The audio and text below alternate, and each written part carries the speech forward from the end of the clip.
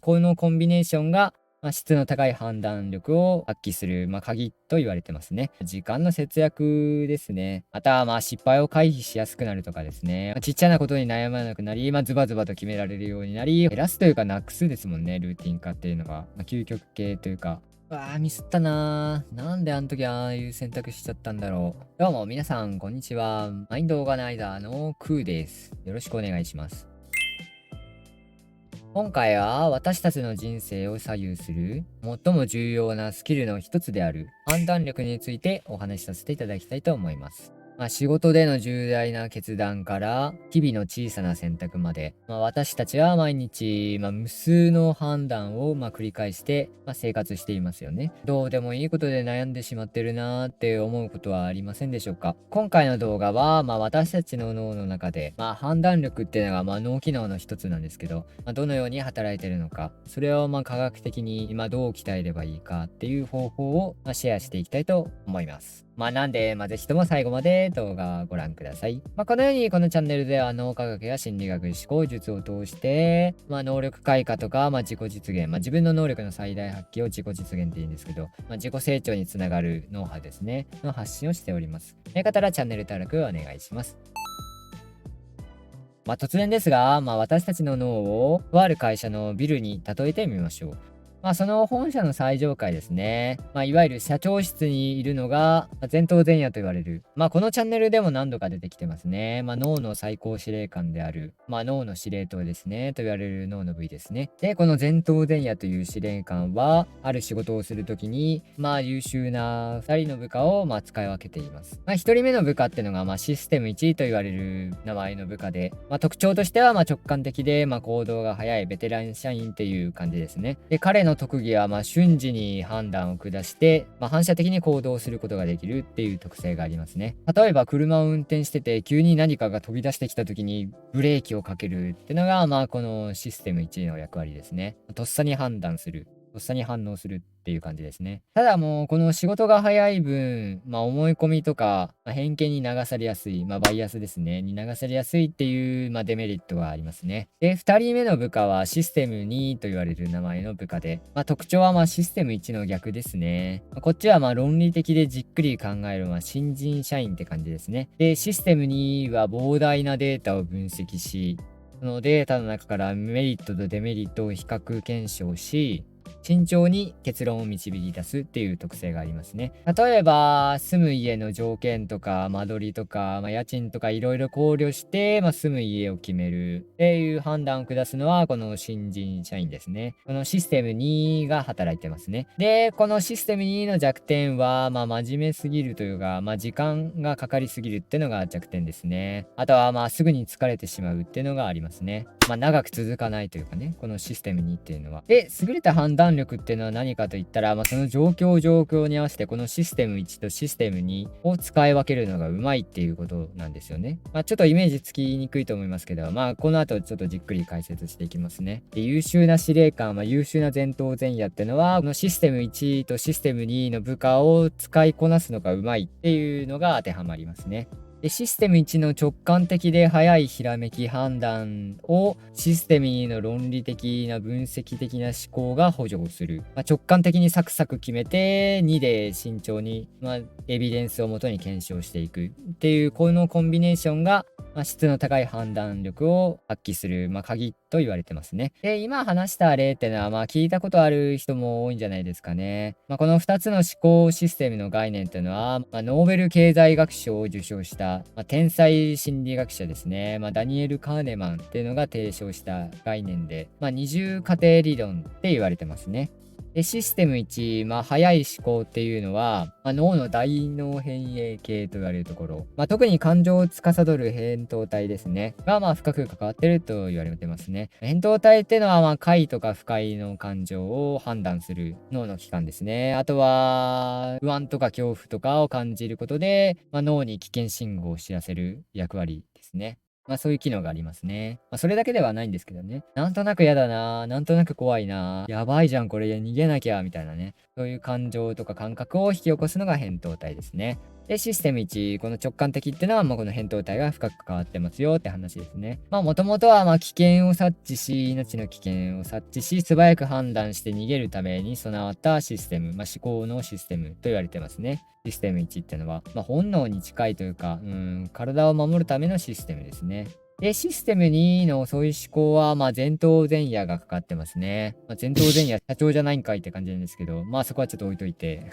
前頭前野ってのは、何度か出てきてるんですけど、論理的な思考とか計画とか、あとは感情のコントロールとかも司ってまして、人間特有の高度の認知機能を担ってると言われてますね。で、この2つのシステムってのは、状況によって、使い分けられているんですけど、脳が疲れてたり、ストレスとか感じたりしてると、よりエネルギーの消費が少ない、システム1が優先的に使われるっていう特徴があって、なんで、これによって、感情的に判断したりとか、行動したり、衝動的な判断とか、行動をしやすくなる、短絡的な判断ですね。下しやすくなってしまうっていうのがありますね。なんで、脳疲労を取るストレスを解消するっていうのは、判断力を高めるためには重要な要素の一つと言えますね。だから、しっかり寝て、しっかりストレス発散しろよって感じですね。仕事のパフォーマンスを上げるためにもね。あとは、人生の選択を間違えないために、脳が健康的な状態であるのが大事っていうことでもありますね。で、判断力を鍛える最大のメリットは何かと言われたら、時間の節約ですね。悩む時間が減るっていうことではないでしょうかね。で、そういうこれどうしよう、あれどうしようっていうちっちゃな悩みっていうのは結構ストレスとして、脳に残りやすいそうなんですね。で、そのちっちゃいストレスが積み重ねられると、本当に大事な判断するときに使う脳のエネルギーというか、取っておく必要のあるエネルギーまで浪費しちゃうんで、重大な判断ミスとかに、陥りやすくなる原因になりますね。どうでもいいことは素早く判断するっていうのは大事なポイントかもしれないですね。判断力を鍛える大きなメリットは、脳のエネルギーの無駄遣いが減るってことですね。脳のエネルギー効率が上がるっていうことじゃないですかね。あとは失敗を回避しやすくなるとかですね。思い込みとか偏見とか、バイアスによる失敗とかですね。判断力を上げることで、言わずもがな、回避する確率は上がりますね。ちっちゃなことに悩まなくなり、ズバズバと決められるようになり、本当に重要なことにエネルギーを避け、重大な判断をエネルギー高い状態にできれば、ミスることも減るし、そういうことで、いろんなことがいい方向に向かっていくって感じですね。あとは判断力を鍛えることで、衝動的な感情的な判断に自己嫌悪する機会も減るんで、自己肯定感が下がりにくくなるっていうのもありますね。で、科学的なエビデンスとしては、先ほど言った、ダニエル・カーネマンの研究っていうのが、結構大きいんですけど、ファースト&スローっていう世界的に売れたベストセラーがあるんで、興味がある方がいれば、ぜひそちらの本も読んでほしいですね。人間の意思決定はどうやって使われるのか。判断力の仕組みを知るにはこの本が一番いいかもしれないですね。あとは判断力に関わるエビデンスというか実験結果で意思決定疲れって言われる現象があるんですけど、この意思決定疲れってのは、スタンフォード大学の行動経済学の学者たちが提唱した概念ですね。日々判断することが多くなると、脳のエネルギーが枯渇してしまって、理性とか思考力を司る前頭前野の機能も低下しやすくなって、脳のパフォーマンスが落ちるっていうのがいろんな研究、数々の実験で明らかになってますね。なんで細かい判断を減らすっていうのは脳のエネルギーを保つためには大事ですね。よく言われるスティーブ・ジョブズとか同じ服しか着ないみたいなあれじゃないですか。くだらないことに余計な脳を使いたくないみたいなね。あれは結構科学的根拠としては正しい判断ですね。とにかくちっちゃい判断を減らしまくるっていうのは脳のエネルギーを保つためには重要ですね。もしかしたら判断ミスが最近増えてきたなーみたいな、重要なことが決めらんないなみたいな判断力の低下を感じてる人はこういう細かい判断する機会が多くなってるかもしれないですね。なかなか難しいかもしれないですけど、この判断、ちょっとした判断を減らすみたいなのは結構やってみる価値はあるんじゃないですかね。例えば朝食を同じメニューしか食べないとか、晩ご飯、朝ご飯を固定するとかですね。あとは毎月同じものを買うとか、どっちがいいかなって悩まないみたいな。同じものしか使わない、同じものしか買わない、ルーティン通り生活するみたいな。そういうので大事なことに、本当に大事なことに脳のエネルギーを使えるようになるんで。最近判断力が落ちてきたなーって人は、そういうのもおすすめですね。ルーティン化ですね。判断しないみたいなね。仕組みを作るみたいな。試してみる価値はありますね。それでは、判断力を高める具体的なトレーニング方法ですね。解説していきます。1個目は、何にでも出てきますけど、脳のパフォーマンスを上げる、保つってためには一番重要な要素と言っても過言ではないですね。何だと思いますか？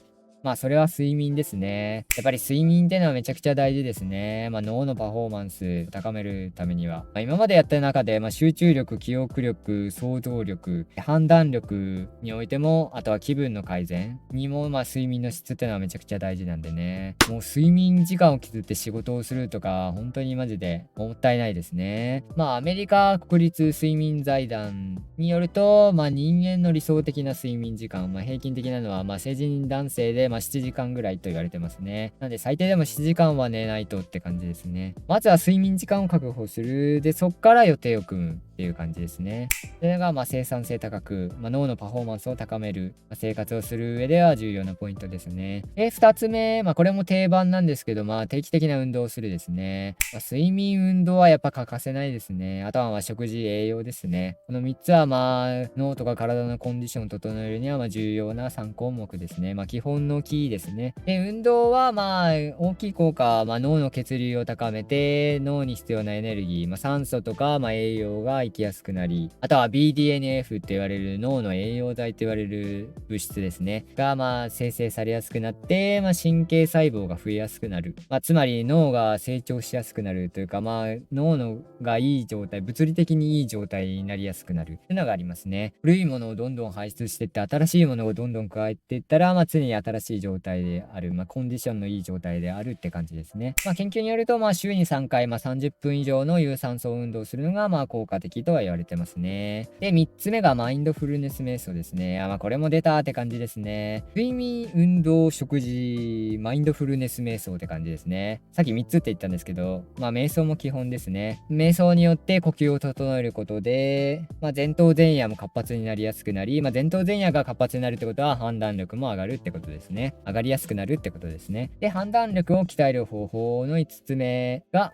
メタ認知を鍛える習慣を身につけるですね。メタ認知って何かと言われたら、簡単に言ったら自分を客観視するってことですね。自分はこういう思考回路で、こういう感情になりやすくて、みたいな。自分は今こういう精神状態だ。なぜならばこういう出来事があったからだ、みたいな。第三者目線で自分のメンタルの状態を見るって感じですね。なんで、ことあるごとに何かを決定するとき、判断するときに、今自分は感情のみで決めていないだろうかとか、何か思い込みとか見過ごしてる部分はないだろうかっていうのは、意思決定する前にちょっと一回振り返るみたいなね。軽く振り返るっていうのはコツですね。自分の判断を客観視するというかね。それによって、いつまでも決めらんなくてってなったら本末転倒かもしれないですけど、突っ走ってミスりやすいっていう人は、このメタ認知の習慣を身につけるのはおすすめですね。行動力はあるんだけど、いつも判断ミスですごい大損しちゃうみたいなね。そういうおっちょこちょいな人って言ったらちょっと言い方悪いかもですけど、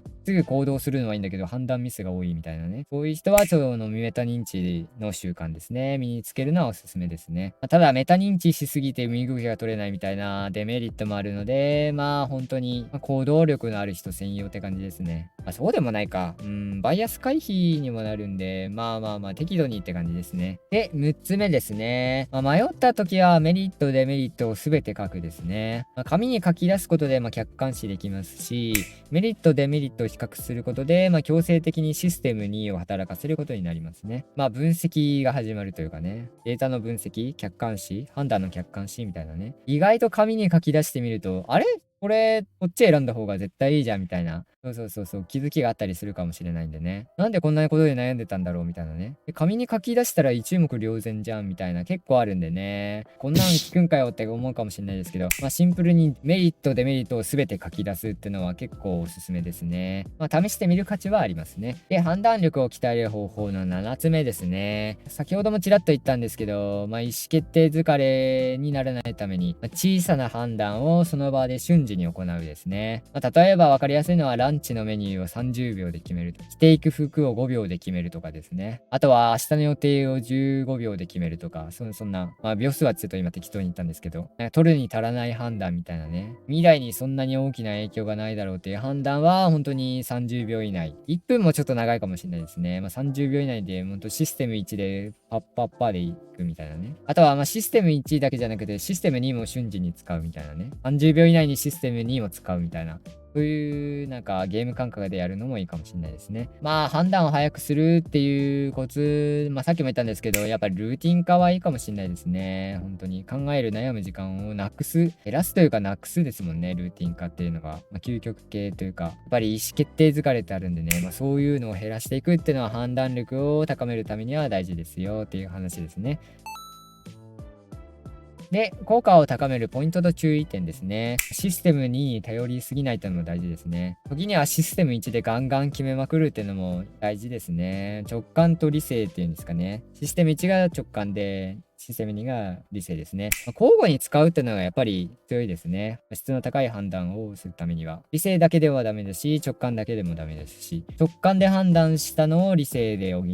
ていうのがやっぱり判断力を高める上では重要ですね。要はバランスですね。を意識してみると、判断力は格段に上がるんで、ぜひ意識してみてください。見てる人の中では、7時間も睡眠取れないよとか、運動してる暇がなんてないよみたいな人もいるかもしれないですけど、7時間寝るのをやってみてください。本当に仕事が片付けなきゃいけない仕事があるのはわかるんですけど、で、寝る時間のために仕事を早く終わらせるってやっていけば、ちょっとずつ仕事の効率というかスピードも上がっていくし、ダラダラ防止にもなるというかね。結局はダラダラしてる時間のせいで睡眠が減ってたら、それこそもったいないじゃないですか。ダラダラしてる時間があるぐらいだったら睡眠に割り当てるって、割り切った方がいいですね。しっかり寝て、判断力の高い状態で仕事をガンガンこなすみたいなね。そう、どんどん処理していくっていうのが、大事ですね。最初はちょっと難しいかもしれないですけど、とりあえず、7時間睡眠をちょっと守ってみてほしいですね。なんで今まで睡眠時間削ってまでやってたんだろうみたいなね、ちょっとバカらしくなるかもしれないですね。大事なのは、仕事を先延ばししろって言いたいんじゃなくて、睡眠時間を確保するために、そしたらどうやったら仕事を早く終わらせられるかって考えることが大事ですね。睡眠より仕事の方が大事だみたいな言う人もいるかもしれないですけど、仕事は早く片付けば片付くほどいいじゃないですか。なんでその片付ける方法も考えつつ睡眠時間も確保するって言った方が長い目で見たらなんかメリットが多いように感じませんか？なんで睡眠時間を確保するために仕事を早く終わらせる方法を考える。判断力を高めたいのであれば、ぜひやってほしいですね。あとは運動する時間がないっていう人は、ちょっと早歩きだけでもいいですね。行き道帰り道、駅から家までの間をだけでもちょっと早歩きで歩くとかね。あとはその時につま先立ちで歩くみたいな結構おすすめですね。自分もよくやってるんですけど、坂道をあえてつま先立ちで歩くみたいな。負荷がめちゃくちゃかかって本当に筋トレみたいに。ちょっと慣れてないうちにやっちゃうと筋肉痛めちゃう原因にもなるかもしれないんで、あんまり急にはやらないでほしいんですけど、ちょっとずつね、やってほしいんですけど、つま先立ちで早歩きで歩くみたいなね。結構おすすめですね。